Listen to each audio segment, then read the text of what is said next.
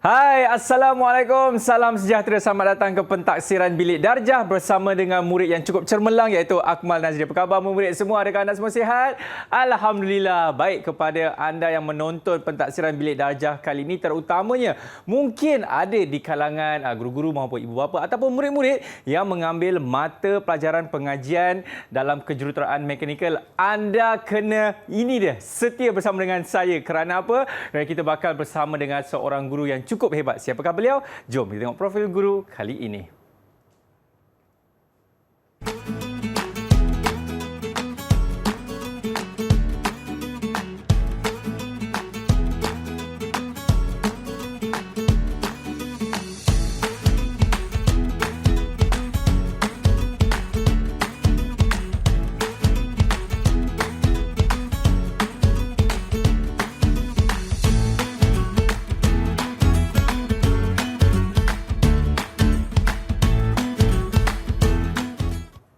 Baiklah, tanpa membuang masa, inilah dia cikgu yang baru saja anda melihat di profilnya iaitu Cikgu Muhammad Nasir. Apa khabar cikgu? Sihat nak? Alhamdulillah, wah, sihat nak cakap pendek tiba-tiba nak.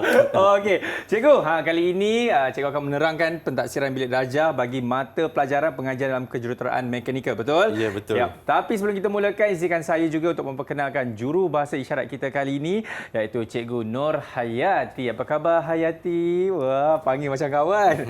Sihat cikgu Okey. Alright, saya pasti Cikgu Nur Hayati pun sudah bersedia dan saya pasti anda yang menonton pun sudah bersedia. Jadi cikgu, boleh kita mulakan? Boleh, insya-Allah. Inilah dia pentaksiran bilik darjah bagi mata pelajaran pengajian dalam kejuruteraan mekanikal. Silakan Cikgu Muhammad Nasir. Okay, terima kasih. Assalamualaikum warahmatullahi wabarakatuh dan salam sejahtera. Okey. Jadi untuk kali ini pentaksiran bilik darjah PBD kenalan kepada daya. Sebab dalam kejuruteraan mekanikal ni dia ada satu topik iaitu daya. Okey, seterusnya.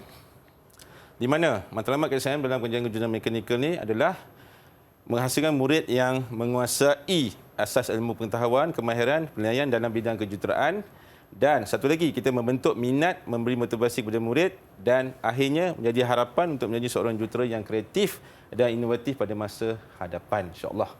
Okey. Kita teruskan lagi, insya-Allah. Okey, dengan PBD ni, dengan PBD di mana kita dapat kenal pasti perkembangan murid tu dalam dan luar kelas. Okay. Yang kedua pula, kita tahu kekuatan kelemahan murid itu sendiri dengan PBD. Dan seterusnya, kita dapat memperbagaikan kaedah pengajaran kita untuk anak murid kita dalam kelas dan selalu di luar kelas. Okey, seterusnya, dapat membuatkan tindakan yang selanjutnya untuk murid yang lemah dalam kelas. Kalau segi lemah tu, dia bukan kurang upaya. Dia mungkin slow sikit. Itu saja. Dia cepat, dia akan bergerak tapi dia lambat sedikit. Okey, kita teruskan lagi insya-Allah. Okey, bahan rujukan yang kita guna dalam PKM dalam pengajian kejuruteraan mekanikal. PKM ni sensitif tapi cikgu maklumkan pengajian kejuruteraan mekanikal. Okey, teruskan lagi insya-Allah. Okey, yang kita selalu gunakan merujuk ataupun sebagai bahan untuk kita dapatkan maklumat iaitu dokumen standard kurikulum dan pentaksiran DSKP nama dia. Okey. Di mana ni muka apa dalam tulisan merah ni itu tempat dan 5 dia merangkumi semua insya-Allah. Okey, kita teruskan lagi. Okey, kemudian salah satu lagi panduan pelaksanaan pentaksiran panduan pelaksanaan pentaksiran bilik darjah edisi yang kedua. Dia ada 113 muka surat. Halaman tu cukup lengkap untuk kita dapati dan untuk kita ambil bahan dalam tu. Okey. Teruskan lagi insya-Allah. Okey, buku teks. Ini yang ini bukan kitab suci tapi kita boleh rujuk dengan dia. Di mana pengajian kejuruteraan mekanikal tingkatan 4 dan tingkatan 5. Ini kita boleh rujuk. Rujuk dan kita baca. Inilah bahan rujukan yang ada saja dalam kejuruteraan mekanikal. Okey, kita terus lagi insya-Allah. Okey, yang ni yang cikgu nak bagi tahu ni. Okey, nak cikgu bagi tahu di mana menggunakan pelbagai kaedah pentaksiran, okey, menggunakan pentaksiran seperti pemerhatian lisan dan bertulis. Jadi kita boleh perhati, kita bercakap dan kita menulis. Itu je. Yang kedua, menggunakan pelbagai strategi pentaksiran. Tak kira berguna pun. Yang ini positif yang dilaksanakan oleh guru dan murid. Maknanya ada two-way traffic kita gunakan tu. Dan satu lagi, mengambil kira aras kemahiran, kemahiran pengetahuan yang dipelajari. Kalau kita kata A, dia akan jawab A lah. Kata A, mungkin dia akan jawab A, B, C, D. Itu atas aras kemahiran. Yang seterusnya, Jadi anak-anak murid ni dia boleh mempelbagaikan keupayaan pembelajaran. Ada setengah tu dengan membaca saja dia boleh, ada setengah tu dengan hands on pun boleh, ada setengah duduk saja pun boleh. Okey, tak ada masalah. Okey, kemudian kita dapat mentaksirkan tahap penguasaan murid berdasarkan pada SP, okey, standard pembelajaran, satu lagi SPS, standard prestasi. Selain belajar, kita tengok prestasi macam mana, naik ataupun menurun. Tapi setakat ni insya-Allah dia akan menaik. Okey, kemudian dan seterusnya merancang tindakan susulan. Apa tindakan kita untuk murid-murid yang lemah ni? Dan dalam tujuan pemulihan, dan satu lagi pengukuran dalam meningkatkan pengembangan dan pembelajaran murid itu sendiri. Okey. Okey, kita teruskan lagi insya-Allah, okey.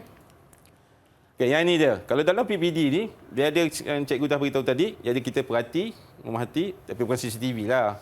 Okey, ni simbol. Okey, sebenarnya lisan, kita dengar. Sebab dengar ni lebih banyak kita dapat, sebab tu kadang-kadang bila kita mendengar lebih baik lagi daripada kita melihat. Sebab mendengar, melihat tu membantu. Okey, satu lagi bertulis. Bila kita dah dengar, kita lihat, kita kena tulis, kena rakamkan. Okey. Kita teruskan lagi insya-Allah. Okey. So kita gosang sikit Bila cikgu sebut pasal pemerhatian ni, okey, bila sebut pemerhatian, kita kena perhati daripada A sampai Z. Sebab tu kata keupayaan murid-murid tu dengan dia punya kebolehan dia tu kita kena tarakan sama. Okey. Tapi kadang-kadang anak-anak murid ni dia ada satu kita kena bagi spark dia atau bagi sebagai kita panggil apa? Kita kena bercakap two way traffic. Jadi dalam PBD nanti yang cikgu akan bentang lagi slide seterusnya, kita akan terus bercakap, satu lagi kita biarkan dia menulis. Bila menulis baru dia ingat, Bila kita tulis barulah kita ingat. Okey, insya-Allah. Itu dia. Ada pemerhatian, ada lisan dan juga bertulis. Itulah di antara 3 kaedah di dalam pelaksanaan PBD dalam PKM Sekolah Menengah. Betul Cikgu Muhammad Nasir. Betul. Okey, kita nak berhenti rehat dulu pada anda semua. Jangan ke mana-mana. Selepas ini kita akan kembali dalam pentaksiran Bilik Darjah.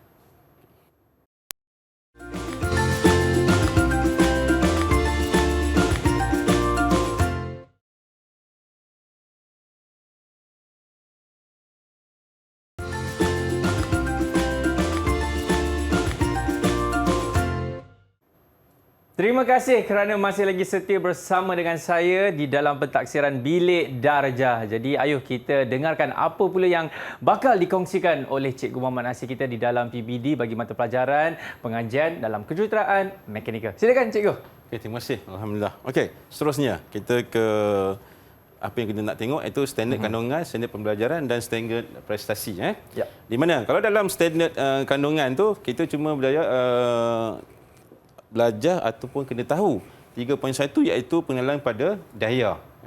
Kemudian standard pembelajaran pula 3.11, 3.12, 3.13 dan 3.14 yang di mana menerang konsep laran daya, paduan daya dan keseimbangan daya. Okey.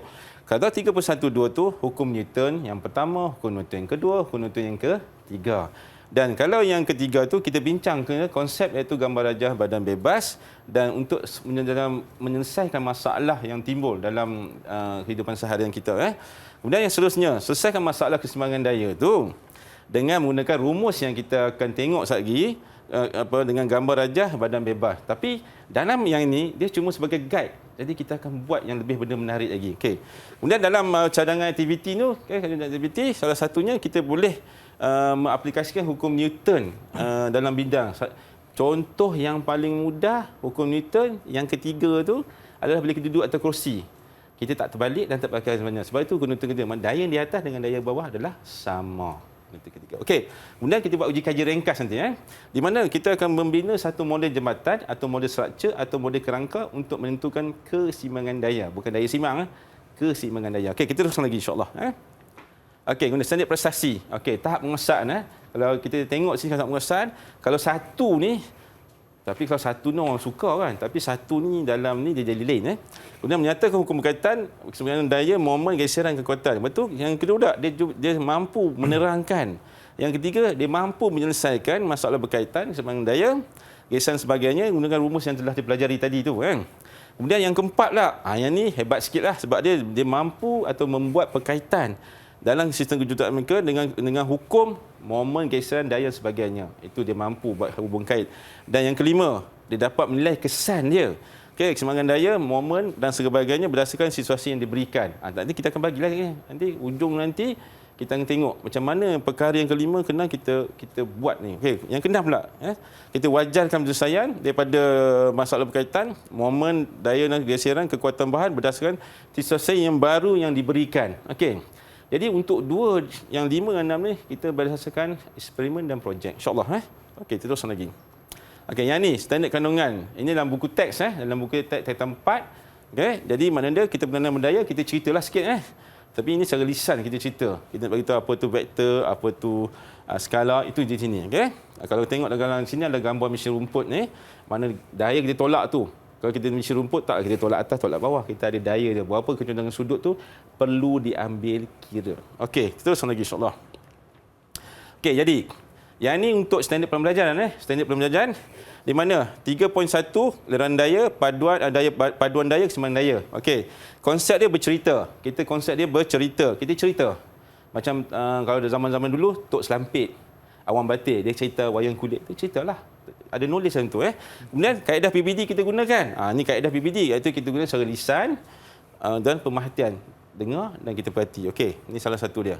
Di mana kita gunakan anak-anak murid ni untuk secara lisan dia menerangkan bila dia pegang fire extinguisher tu macam mana dia rasa. Berat ke ringan daya tu stabil tak stabil. Okey, yang ni pun dia bagi rumus yang kedua. Yang ni penurunan tangga. Contoh untuk orang OKU yang turun tangga ataupun orang yang mengalami sakit kaki dia turun macam mana. Daya atas, daya ke bawah tu adalah sama kadang. Okey. Yang ni pula, ni bila kita tunjuk yang ni dia waktu dia tolak troli. Okey, tolak macam ni bagus atau tolak macam yang ni atau yang ni lebih bagus aku. Itu kaedah pemerhatian dan lisan Sambil-sambil kita tengok dia buat, kita boleh bercakapkan dia. Okey, teruskan lagi. Yang ni pula 3.1 hukum Newton. Hukum Newton ni kita cerita. Hukum pertama, kedua, ketiga. Tapi hukum Newton ni kalau kita ada amali, ada hands on, insya-Allah kita boleh dapat dengan mudah. Okey. Jadi kalau dalam ni hukum Newton ni kita cikgu kosan balik. Okey, kita guna cara lisan dan bertulis Kita guna quiz. Quiz.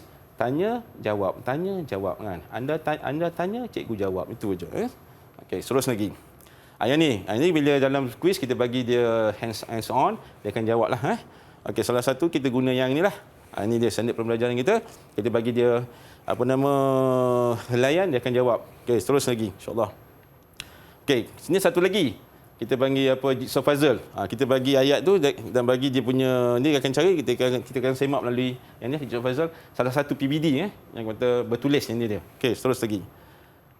Okey, yang ni pula 3.13. 3.13 membincang konsep gambar rajah badan bebas dalam penyelesaian keseimbangan daya. Okey, kita bincang dia Jadi, kaedah dia eksperimen. Bila sebut eksperimen, ada uji kaji. Lepas tu dalam uji kaji dalam PBD ni kita perhati lisan dan bertulis. Yang ni ada tiga-tiga kita gunakan.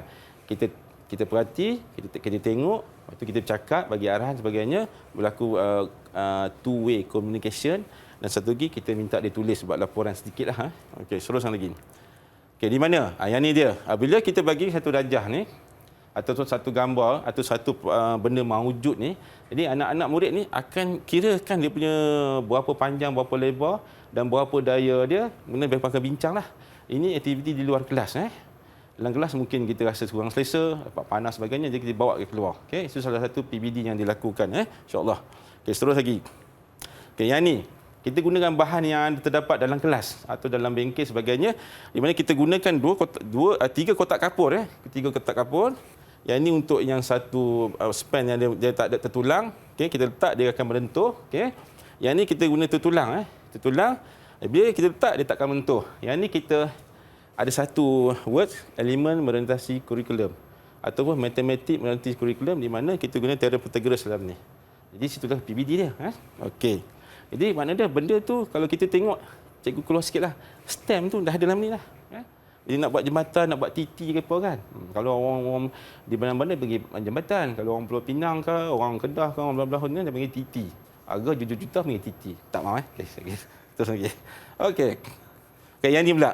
Yang ni ini keseimbangan daya di mana kita gunakan cikgu gunakan dalam kelas saja dalam bengkel ada botol air, ada chopstick atau ada baris pensel. Pensel kat sini tak nampak tu guna ada penutup spray ni cikgu gunakan untuk buat uji kaji. Ini keseimbangan daya ni Okey, jadi bila hasil dia kita tengok ni hasil macam mana. Okey, botol boleh duduk dengan baik di sini. Okey. Okey, jadi kita tengok video seterusnya lepas ni, insya-Allah.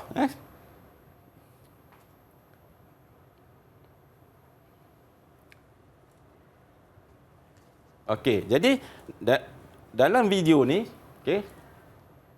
okey, dalam video ni benda beban diletakkan atas tu. Jadi dia akan stabil, dia tak terbalik, dia tak jadi apa-apa pun. Benda tu dalam keadaan keseimbangan daya, itu je. Okey, teruskan lagi insya-Allah. Okey. Okey, yang ni 3.14. 3.14, okey, menyelesaikan masalah, menyelesaikan masalah daya dengan menggunakan rumus konsep gambar darjah bebas. Jadi bila daripada dapat, diorang dah dapat, anak-anak murid dah dapat, kita bagi kerja projek. Okey. Jadi projek ni menarik sikitlah. Yang tadi tu eksperimen. Daripada eksperimen tu kita tukar kepada projek, insya-Allah. Okey, jadi kaedah pemerhatian lisan dan bertulis itu juga kita gunakan. Di mana? Okey, yang ni dalam konsep projek cikgu gunakan plasticine. Semua anak-anak tahu kan plasticine ni, daripada dulu kala semua kita guna. Chopstick, kita guna chopstick yang kayu itulah kan. Okey. Kemudian jadi daripada chopstick dengan tanah liat ataupun plasticine kita jadikan struktur macam ni. Jadi ini kata keseimbangan daya. Mana daya atas dan bawah sama, botol tak jatuh. Okey. Dan di sini, itu yang kata ada TP1, TP2, TP3, tahap penguasaan. Kalau macam ni, kita boleh bagi tahap TP4 atau TP5 macam ni. Okey, ini kita test dia.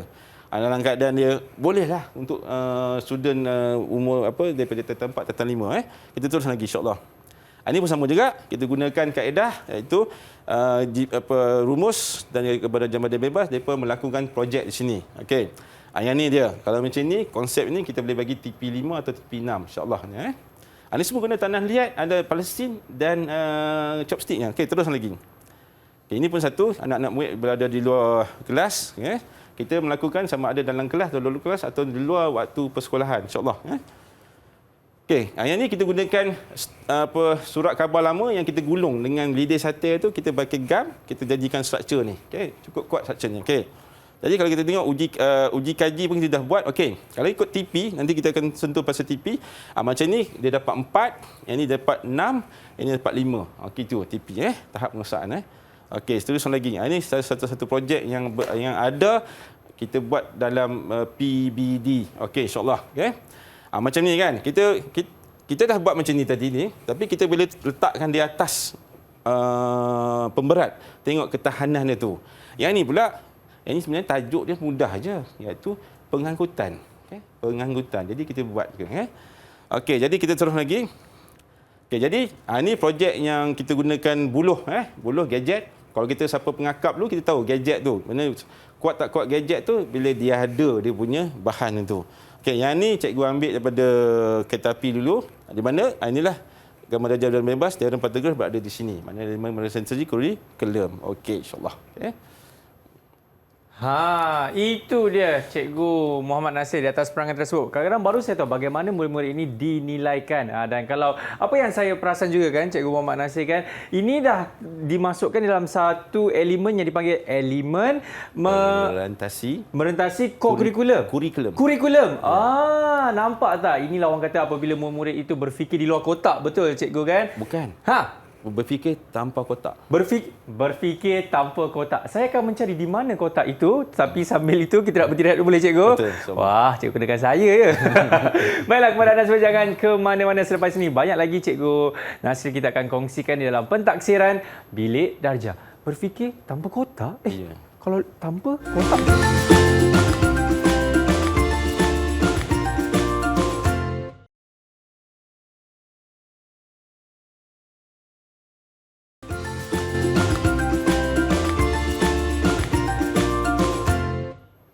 Baik, masih lagi menyaksikan pentaksiran Bilik Darjah bersama dengan saya Akmal Nazri dan juga Cikgu Nasir kita. Sekarang ni saya dah dapat jawapan berfikir tanpa kotak tu bagaimana Cikgu Nasir.